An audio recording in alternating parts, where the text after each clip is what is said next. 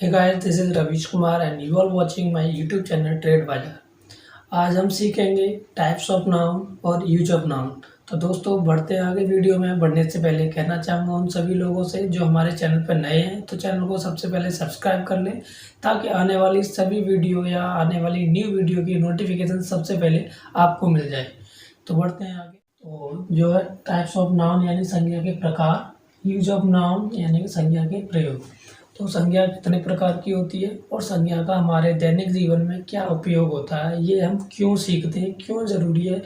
अब ये नाम जो हम बचपन से रटते आ रहे हैं वो आखिर प्रयोग कहाँ होते हैं, इनका यूज क्या है, तो वो सभी सीखने के लिए मैं आपको लेकर के आया हूँ इस टॉपिक में। सबसे पहले हम स्टार्ट करेंगे संज्ञा का प्रयोग क्या है हमारे दैनिक जीवन में। तो दोस्तों बताना चाहूँगा जैसा कि आपको मैंने पुरानी वीडियो में बता दिया था नाउन किसे कहते हैं, यानी कि noun is the name. Noun जो है वो नाम है। जिन लोगों ने हमारी पुरानी वीडियो या नाउन के बारे में नहीं पता या पार्ट्स ऑफ स्पीच नहीं पता है तो मैंने ऑलरेडी इन दोनों टॉपिक्स के ऊपर वीडियो बना दी है। तो वो हमारी प्लेलिस्ट में जाकर के पार्ट्स ऑफ स्पीच नाम से मैंने प्लेलिस्ट बनाई है, उसमें जाकर के वो सबसे पहले सीख लें, देख लें पार्ट्स ऑफ स्पीच किसे कहते हैं और नाउन किसे कहते हैं। तो दोस्तों तो जैसा कि मैं बता रहा था noun is the name. Noun क्या है, जो नाम है वो नाम को कहते हैं। अब किस चीज़ के नाम को कहते हैं तो वो सीखने से पहले मैं आपको बताना चाहूँगा सबसे पहले कि संसार को इंग्लिश ग्रामर के अनुसार 3 भागों में बांटा गया है। जो पहला भाग है उसका नाम है क्रीचर यानी कि प्राणी, और जो दूसरा भाग है उसका नाम है थिंग्स यानी कि वस्तुएं, और तीसरा है प्लेस यानी कि स्थान। तो चलो पहले ये समझ लेते हैं, उसके बाद हम समझेंगे नाउन क्यों ज़रूरी है हमारे दैनिक जीवन में उपयोग करना और इसका किस तरह से उपयोग किया जाता है। तो जैसा कि मैंने आपको बताया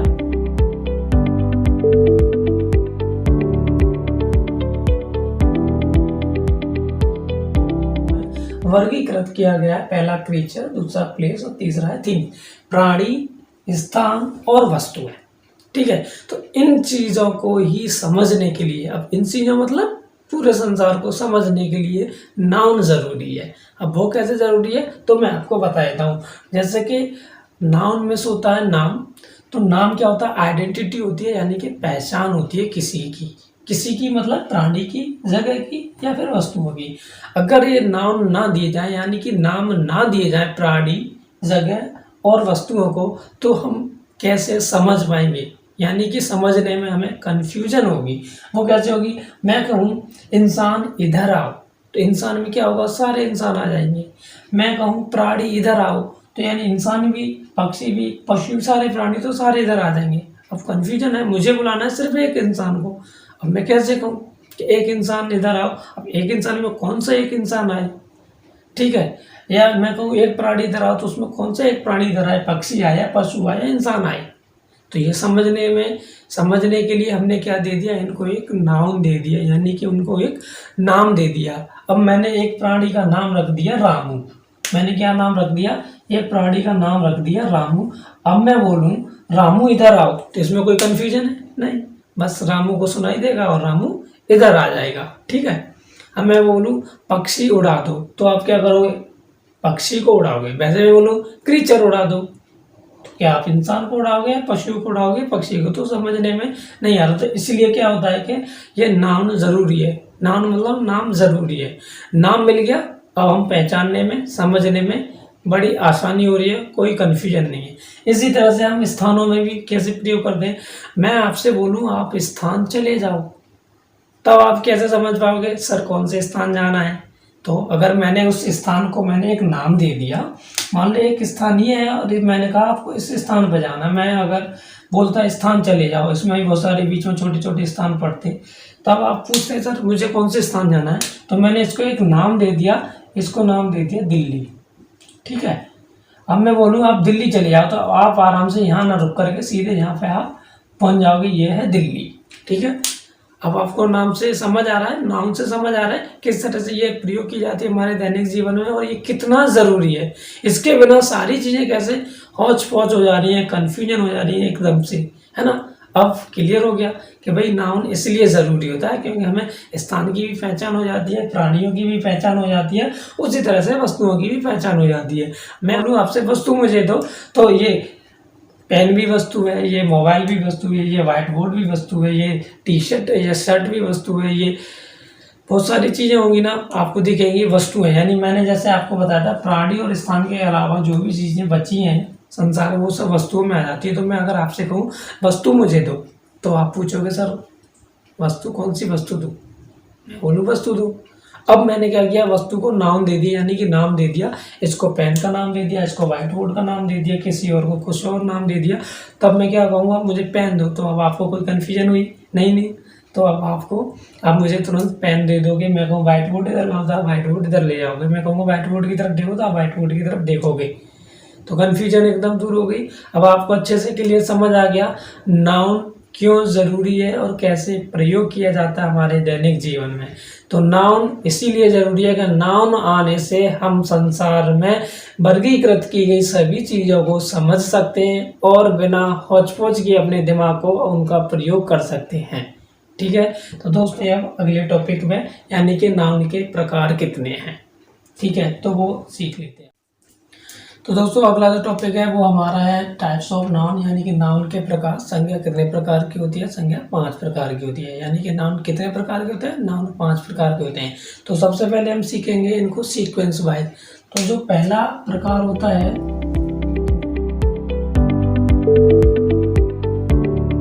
जो नाम है पहला वो है प्रॉपर नाउन। तो प्रॉपर मतलब क्या होता है, एग्जैक्ट, स्पेशल या सेम या एकदम से वही चीज़ होना चाहिए। मैंने बोला आपको प्रॉपर नील लेके आओ तो आप प्रॉपर नील लाओगे, ना कि कोई और। ठीक है, तो प्रॉपर का मतलब होता है कि एग्जैक्ट वही चीज़, और नाम मतलब नाम। तो प्रॉपर नाम को हम क्या कहते हैं, व्यक्तिवाचक संज्ञा कहते हैं। यानी प्रॉपर नाम को हम क्या कहते हैं, प्रॉपर नाम कहते हैं। ठीक है, अब आपको क्लियर हो गया। और दूसरा आपको इसका जो पहचान है वो ये है कि जो प्रॉपर नाउन वाले जो वर्ड होते हैं वो एक वर्ड एक ही व्यक्ति या एक ही चीज़ या एक ही स्थान को दर्शाता है। रामू, ठीक है, रामू जो है ना वो एक ही व्यक्ति को इंडिकेट कर रहा है। अगर मैं यहाँ पे लिख देता हूँ पीपल,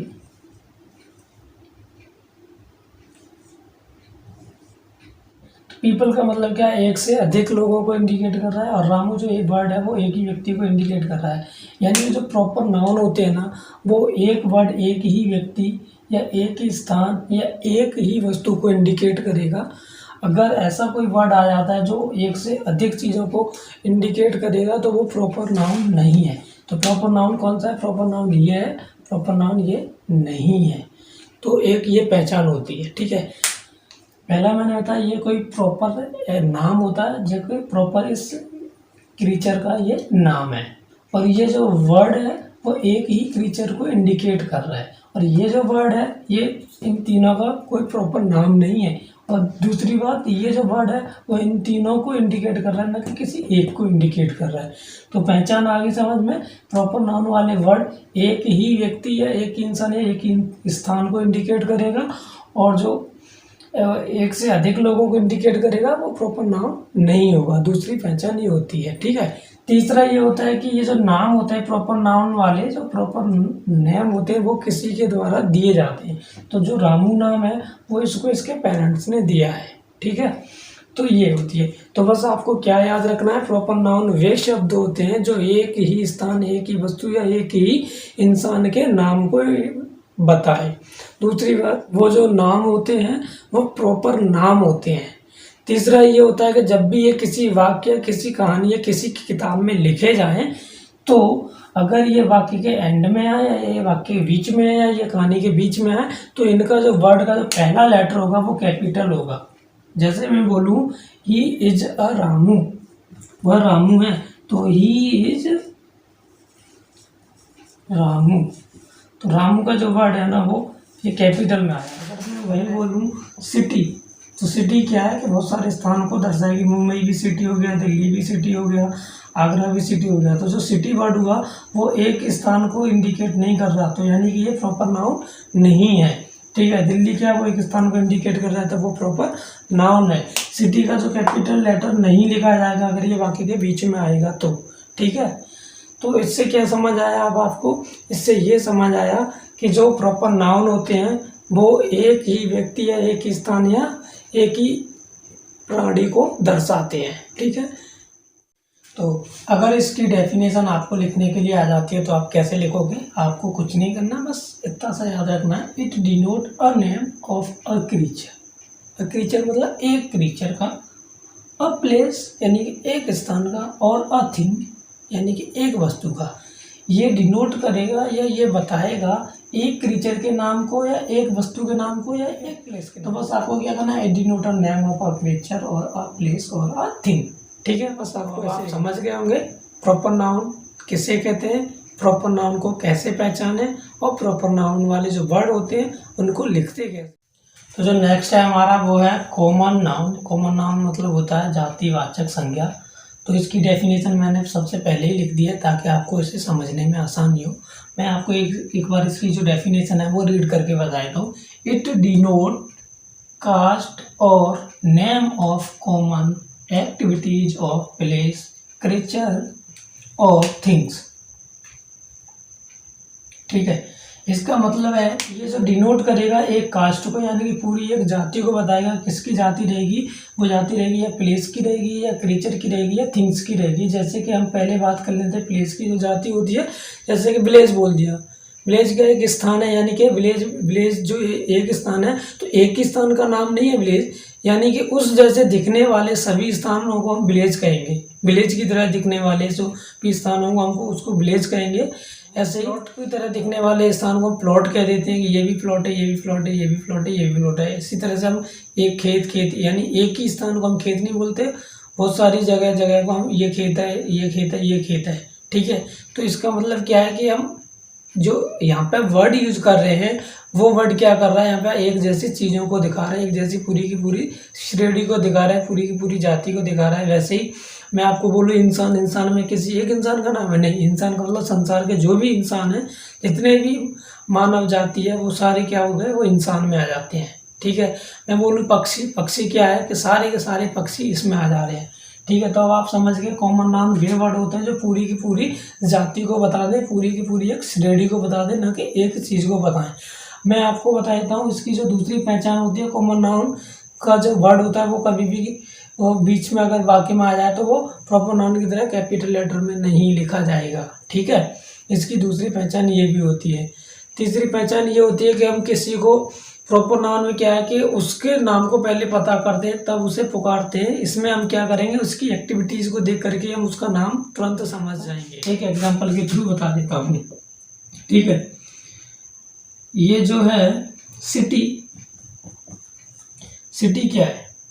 सिटी बस आपको ना आप देख करके बता दोगे, उसमें बड़ी बड़ी ऐसी इस तरह की बड़ी बड़ी जो मंजिलें होंगी और बड़ी एरिया में जो बना होता है उसको हम क्या बोल देते हैं, सिटी बोल देते हैं। सिटी क्या आपने उसका नाम पूछा कि इस स्थान का नाम क्या है? नहीं ना, आपने उस स्थान की कुछ एक्टिविटीज को देख करके बोल दिया ये सिटी है। उसी तरह से आप बोल दोगे मुझे मेरे कार्य को देख करके मैं टीचर हूँ।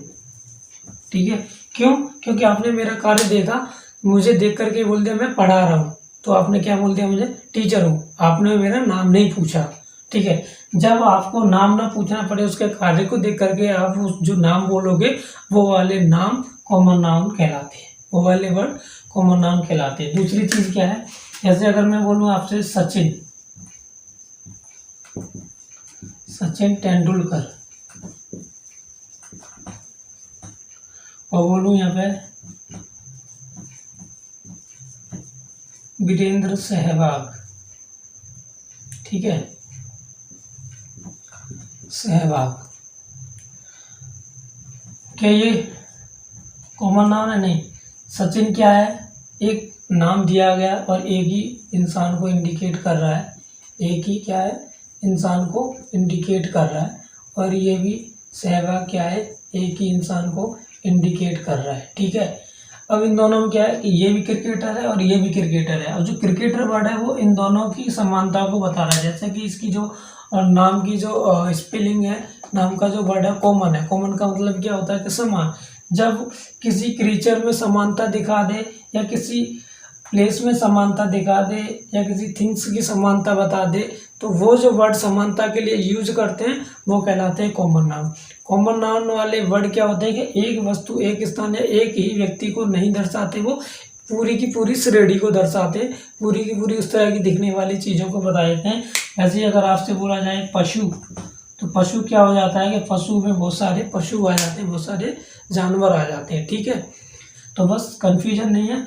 अब आपके लिए होमवर्क है, आप मुझे बताइएगा क्या पक्षी कॉमन नाउन है या प्रॉपर नाउन है, क्या क्रीचर कॉमन नाउन है या प्रॉपर नाउन है, ये जो प्लेस वर्ड है कॉमन नाउन है या प्रॉपर नाउन है, थिंग जो वर्ड है वो कॉमन नाउन है या प्रॉपर नाउन है। आप मुझे कमेंट में जल्दी फटाफट बताइएगा। ठीक है, अब बढ़ते हैं नेक्स्ट पे। नेक्स्ट क्या है हमारा, तो दोस्तों नेक्स्ट है हमारा कलेक्टिव नाउन, यानी कि समूहवाचक संज्ञा।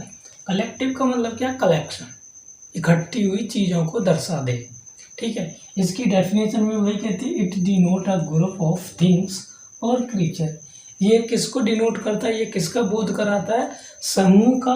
किसके समूह का, वस्तुओं के या क्रीचर के, क्रीचर या वस्तुओं के समूह को ये दर्शाता है। यानी कि ये एक शब्द एक साथ बहुत सारी चीज़ों के समूह को या बहुत सारी चीज़ों को इकट्ठा दर्शाता है, उसको हम क्या कहते हैं, कलेक्टिव नाउन कहते हैं। जैसे कि इसके एग्जांपल देख लेते हैं। टीम, टीम क्या एक वस्तु या एक व्यक्ति को दर्शाती है, नहीं, एक से ज़्यादा। क्लास के एक वस्तु या एक स्टूडेंट को दर्शाती है, नहीं, ये बहुत सारे स्टूडेंट्स को मिलकर के जो कक्षा बनती है उसको हम क्लास कहते हैं। तो ये जो क्लास वर्ड है वो कॉमन नाउन में भी आ जाता है, और ये कलेक्टिव नाउन में जब आता है जब ये एक साथ से एक क्लास को पूरे बहुत सारे स्टूडेंट को इकट्ठा दर्शाता है। पैकेट, पैकेट क्या कॉमन नाउन है या कलेक्टिव नाउन है? पैकेट क्या, एक पैकेट है, वो एक पैकेट को दर्शा रहा है, बट वो कॉमनता दिखा रहा है, यानी कि समानता दिखा रहा है। ये नमकीन की पैकेट, ये बिस्किट पैकेट, ये उसकी पैकेट, तो उसमें क्या है कि वो ना बहुत सारी चीज़ों को दिखा रहा है। ठीक है, बहुत सारी चीज़ों में समानता दिखा रहा है, बट वो एक साथ तो एक ही पैकेट दिखाता है, इसलिए वो कलेक्टिव नाउन नहीं है, वो कॉमन नाउन है। ठीक है, तो इसी तरह से अब आप भी मुझे बताइएगा, मैं आपको देता हूँ होमवर्क, क्या बंच कलेक्टिव नाउन है या कॉमन नाउन है? पीपल कलेक्टिव नाउन है या कॉमन नाउन है? आप मुझे फटाफट बताइएगा कमेंट में, और मैं आपके कमेंट का इंतज़ार करूँगा ताकि मुझे भी समझ आ सके, आपको मेरे द्वारा जो पढ़ाया जा रहा है वो समझ आ रहा है या नहीं आ रहा है। ठीक है, तो आप मुझे कमेंट करना बिल्कुल ना भूलें, कमेंट में बताएं जो भी मैंने आपसे पूछा है, पीपल बंच कलेक्टिव नाउन है या कॉमन नाउन है। इसी तरह से मैं आपको एक और दे रहा हूँ होमवर्क, क्राउड, क्राउड क्या है, कॉमन नाउन है या कलेक्टिव नाउन है? ठीक है, तो अब बढ़ते हैं नेक्स्ट। तो नेक्स्ट है हमारा मटेरियल नाउन। मटेरियल मतलब होता है पदार्थ वाचक संज्ञा, नाउन में तो आपको पता ही है, नाम या हिंदी में उसको संज्ञा कहते हैं। ठीक है, तो ये क्या करता है, ये मटेरियल नाउन क्या किस चीज़ का बोध कराता है, it tells us name of material, ये हमें मटेरियल के नाम बताता है। ये क्या करता है, ये हमें पदार्थों के नाम बताता है। जैसे कि हम इसके एग्जाम्पल समझ लेते हैं। गोल्ड, गोल्ड क्या है, एक पदार्थ है। ऐसे ही प्लास्टिक, प्लास्टिक क्या है, पदार्थ है। सिल्वर, सिल्वर क्या है, पदार्थ है। इसमें आपको कुछ ज़्यादा नहीं समझना है, वे नाउन या वे शब्द जो हमें पदार्थों के नाम के बारे में बताए, पदार्थों के नाम के बारे में बोध कराते हैं, वो सब मटेरियल नाउन कहलाते हैं। तो इसमें आपको ज़्यादा कुछ नहीं समझना है। तो अब आपका ये तो क्लियर हो गया होगा कहलाता है। तो आपके लिए होमवर्क मैंने दे ही दिया है। कॉपर क्या है, कलेक्टिव नाउन है या मटेरियल नाउन है? आयरन क्या है, कलेक्टिव नाउन है या मटेरियल नाउन है? कॉटन क्या है, कलेक्टिव नाउन है या मटेरियल नाउन है? इसी तरह से आप मुझे कमेंट में बताइएगा ताकि मैं भी समझ सकूँ आपको समझ आ रहा है। ठीक है, तो अब बढ़ते हैं नेक्स्ट पर। वाइस नेक्स्ट है हमारा टाइप्स नाउन का, जो कि लास्ट है एब्स्ट्रैक्ट नाउन। एब्स्ट्रैक्ट को बोलते हैं भाववाचक और नाउन को बोलते हैं संज्ञा। तो इसको भी आप नाम से समझ लीजिएगा। नाम को समझाने से पहले मैं आपको इसकी ना एक बार डेफिनेशन समझा देता हूँ। It refer name of idea, quality और फीलिंग। ये किसके नाम को रेफर करता है? आइडिया यानी कि विचारों, जो हमारे मन में विचार आते हैं। क्वालिटी यानी कि हमारे जो गुण हैं। और फीलिंग्स जो कि हमारी भावनाएं हैं, इच्छाएं हैं, उनके नाम को ये व्यक्त करता है, उनके नाम को ये हमें बताता है। इसके एग्जाम्पल क्रोध। क्रोध क्या है? ये मेरी फीलिंग है कि मैं वही क्रोधित हूँ, मैं गुस्सा हूँ। ठीक है, तो एंगर मिस होता है क्रोध, तो ये मेरी फीलिंग को बता रहा होता है। तो समझ गए भाववाचक संज्ञा क्या है? भाववाचक संज्ञा वह शब्द होते हैं या वह नाउन होते हैं जो हमारी फीलिंग्स, हमारे गुण और हमारे विचारों के नाम को बताए। ठीक है, तो ये था आपका नाउन। नाउन कितने प्रकार के होते हैं? नाउन 5 प्रकार के होते हैं, जो कि अब मैंने आपको बता दिए हैं।